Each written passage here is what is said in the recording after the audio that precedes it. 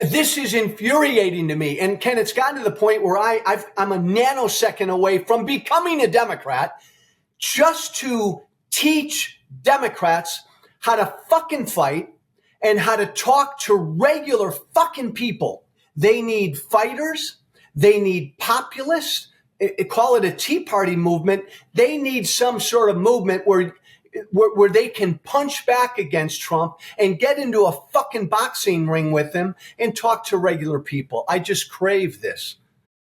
Welcome to the Ken Harbaugh Show. I've got Joe Walsh with me today, one of the founders of the Tea Party. But Joe has done more than anybody I know to disavow the extremism of today's Republican Party and to make amends. Joe, I know we've texted back and forth, but I don't think we have talked since the election. So before we get into it, man, how you holding up?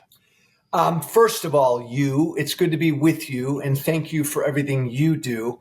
Probably like you and everybody else, when he won, I just fucking blew through the stages of grief, and I went right to anger. And I've been that way. And Ken, it's you and I are it's been a roller coaster. I love this country. I wish I were 40 years old. There's a part of me that just wants to say, fuck it. I'd like to enjoy life. He won. People knowingly voted for the most horrible person on the planet, someone who right now is fucking selling Ukraine down the river. But he won fair and square. And so maybe this is just what America wants. So it's weird. He did win fair and square. It was a free and fair election. But I'm having to really interrogate this idea that many people knowingly voted for the most horrible candidate in American history. Because when you look at the things that so many Trump voters believed, if you look at the news deserts that they inhabit, there's actually some good research on this. I think it's by YouGov. I can't remember the exact polling firm. But when you look at the gap in information, specifically around the economy, crime, and immigration, Trump voters believed the wildest disinformation that was out there. And I think that contributed to their vote for him. It was a vote largely based on disinformation and ignorance. I think there's a lot of truth to that. I think that's the result of, and look, Ken, I come from the right. I'm still of the right, just not this right. But I grew up in an America where the mainstream media, what we call it, generally is left of center. I get it. Most people who go into journalism have that bent. When I was in office, I knew every time I went on ABC or NBC, the person I would be sitting down with didn't agree with me politically.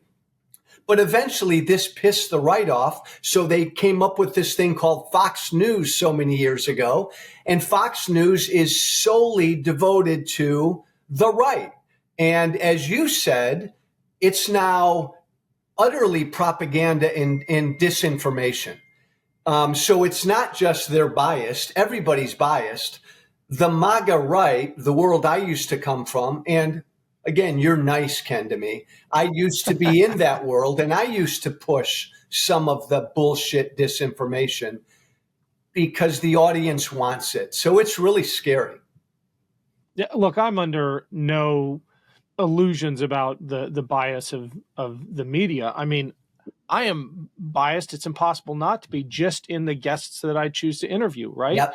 But I think there's a difference between having a perspective and lying. Bingo. And outright lying. And I do my best to tell the truth. And if I don't know what the truth is, I try to admit that. I think the opposite is true in the right-wing ecosystem. It is engineered to lie. It exists to push disinformation, and it does it so very effectively. I'm from Ohio, the epicenter of the "they're eating cats" lie, right? I mean, pick your meme. They have all been engineered to stoke division and fear and drive Republican voters to the polls. I've said for a long time that Trump's greatest legacy is the destruction of truth. And I firmly believe that. And now, Ken, look at, on top of Trump, you've got the wealthiest guy on the planet with the biggest platform on the planet right there with Trump spreading these lies. I don't know how to combat it. We're going to be in this for a long time. I think it can still be defeated. MAGA can still be defeated. But you're right. The disinformation right now, world that they live in, it's a huge, huge obstacle. I have all but abandoned Twitter. Are you still active there? Yeah. Yeah, I just, until I decide, fuck it, I'm going to go live in the middle of nowhere with my dogs. I'm going to fight everywhere I can fight. It's exhausting, but yeah, I'm going to keep doing it. I think it's important still. Yeah, I'm glad you're there. I'm not one of those who says abandon it entirely. I just don't have the energy personally to hang out there. So thank you for doing it for the rest of it. Well, and Ken, I get it. Like, I go after Elon Musk with everything I've got. I think he's an utterly despicable fraud, but he'll put out a lie, and within 30 minutes, he'll put out a lie to his 280 million followers, and within 30 minutes, it'll have millions and millions and millions and millions of views. And the lie will be believed. Yeah, it is the kind of propaganda machine that the Nazis would have killed for, literally, right? I mean, they couldn't have dreamed of something this efficient. I would submit, though, that one of the things I do observe when I occasionally dip my toe back into that cesspool is that it seems like most casual consumers are fleeing. Like, my feed on Twitter when I go back in is, I mean, it's like all hate and ads and solicitations. It does not seem like the kind of platform that is still building a sense of community. You're right. And again, I'm not smart enough to know, but I'm sure he's fucked around with the algorithms because it's a much different platform now. It's still the best platform to get instantly appraised of what's going on. And I hope that changes one day. But you're right, Ken. Outside of that instant news, what just happened in Ukraine, it's littered with primarily right of center, crazy ass shit. A lot of reasonable people in the middle and the left have left completely. Again, I don't know what the answer is. I come from right-wing media. I couldn't lie, Ken. Like, I had strong beliefs and I'd say shit about Obama. And if I still had a right-wing talk radio show last year, when the whole cats and dogs thing hit, I would have gone on my right-wing radio show and said, that's bullshit. Trump is just lying and scaring to you. Look, we got a real problem in Springfield, Ohio. Good, decent people. A lot of migrants have entered that town. They're all good people. Let's figure out what we're going to do. But I couldn't lie.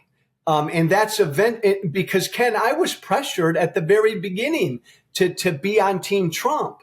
And I was told point blank, if you're not on Team Trump, your show ain't going to last. I couldn't do that. I couldn't be a Sean Hannity. But the incentives are there to do that because you make money. And if you're a politician, you stay in office. Hey everyone, it's Ken. I need a quick favor. We are launching Valor Media Network, a new YouTube channel to highlight positive role models who will take on the toxic influencers of the so-called manosphere. Think Joe Rogan. We've got some great hosts already lined up. You'll recognize some of them like Jason Kander, Dan Barkoff, and Bobby Jones. And we've got more coming on board soon. Please click on the link below to Valor Media Network's YouTube page and hit that subscribe button. These early signups make all the difference. Thank you so much. One of the things I'm hearing with increasing frequency in my circles is that the left, the Democratic Party, needs its own Tea Party movement. Fuck yeah! What do you, okay, build on that. Oh, I wish I were there with you in Cleveland right now because, and again, I love women, Ken, but I would give you the biggest smooch on your forehead like ever. This is infuriating to me. And Ken, it's gotten to the point where I'm a nanosecond away from becoming a Democrat just to teach Democrats how to fucking fight and how to talk to regular fucking people. Everything you said about disinformation's right, and everything you said about how bad Trump is, and blah, blah, blah, blah, blah, all of that. But Ken, I was out on the campaign trail every day in a battleground state, campaigning my ass off for Kamala Harris. And every day I would hear from regular people you and I know, just regular dudes who would say, Joe, I know Trump's an asshole, but the Democrats look down on me. The Democrats dismiss me. I kept getting this thing day after day. Trump and MAGA are bad, Joe, but the Democrats are elites. Democrats come across this way, Ken. It's just like the weirdest fucking thing. They need fighters. They need populists.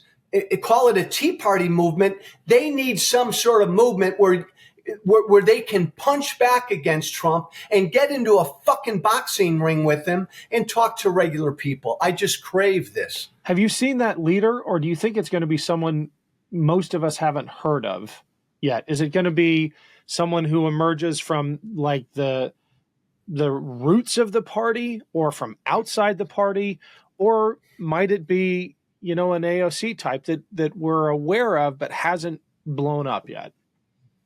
I do not see that leader now. Coming from Congress as I do, it's hard to be that voice in Congress because you're one of so many. You've rightly picked AOC, Jasmine Crockett. There are some really good fighters, populist on the left. I worry that may be too left for America. I love Bernie, even though Bernie and I disagree on shit. Bernie 20 years ago, I think, would have been primed for this moment. I don't know. I personally believe that the fighter shouldn't be a far left fighter, but even if it's a far left fighter, I'd take that over what the Democrats have now. But all the Democrats now are these carefully scripted. I'm afraid I need to poll test what I'm going to say. I mean, Ken, you and I know Trump's a bullshitter. He lies every time he opens his mouth, but Trump doesn't give a fuck about what he says. Most politicians are very careful about what they say. Democrats come across that way. I have not heard that authentic kind of voice yet. You alluded to Ukraine earlier. I'm sure you're following what is happening with these negotiations with Europe and Ukraine being frozen out. How do we get Americans to care about that? I mean, it is a 1939 moment we're in right now, and I haven't found a way to communicate the seriousness of this moment in a way that Americans appreciate the road we're on. By the way, I think about you when I think about this issue, and I thank you because I know how fucking committed you are to this issue of Ukraine and all the work you've done when it comes to Ukraine. And so I thank you for that, Ken. No, I don't think my former party is the MAGA party now is utterly isolationist. And Ken, that combined with MAGA is an authoritarian embracing thing. So MAGA likes authoritarianism. And so I think that strain, is going to carry the day for a while. So I don't think America is going to give a damn about Ukraine until American boys and girls have to go to Europe, right? Like we have not learned the lesson of the last century. But again, Ken, maybe this is why I was a lousy politician. Just cut to the chase.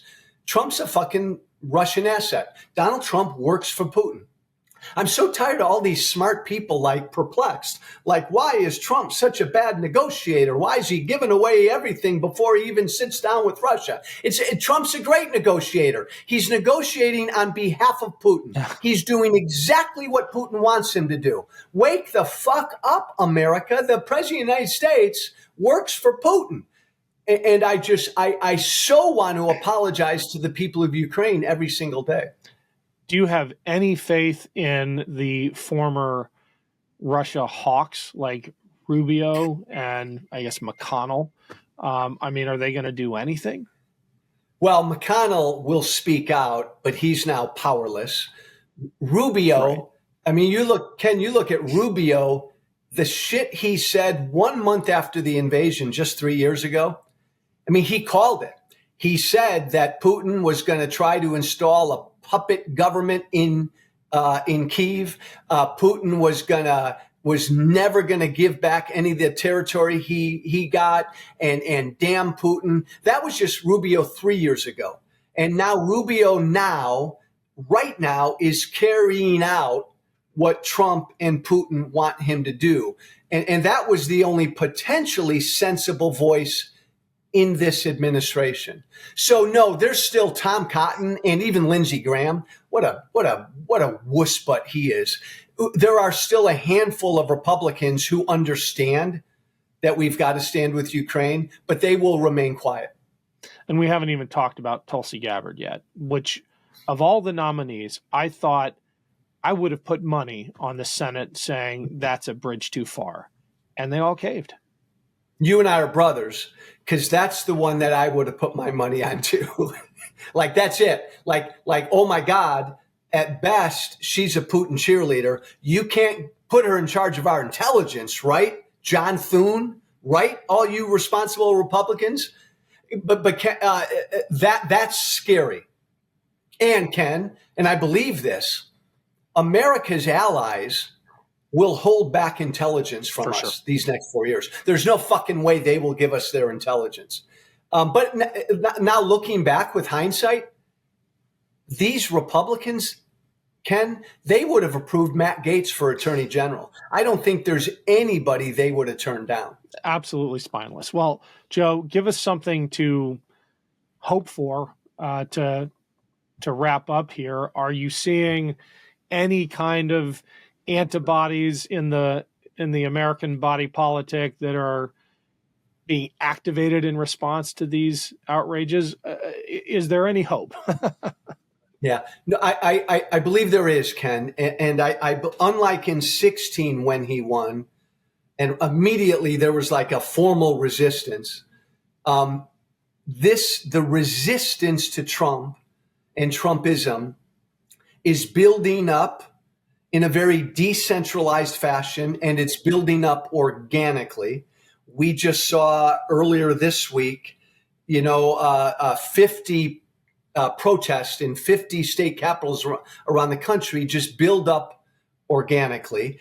That gives me hope. The last thing I'll say, and I know you're a student of the history of this country, very few generations of Americans have the opportunity to fight for their country. Most of our ancestors, life was good and America just slowly kept getting better. Because of Trump and because of how bad he is, this is a really cool opportunity for the American people to say, fuck it, I'm going to get in the game. I'm going to engage. I'm going to fight to save our democracy. We've been down for 2.5 months, but I think that mindset, I'm hearing it begin to really settle in. I'm going to get off my ass and I'm going to resist what this is. I think we're going to see a lot of it. Oh, I'm glad you're hearing that. I'm hearing it too. The challenge is being strategic and knowing when to deploy. Yeah. But we will figure that out. Joe, as always, great talking to you. Keep your chin up. Thanks, brother.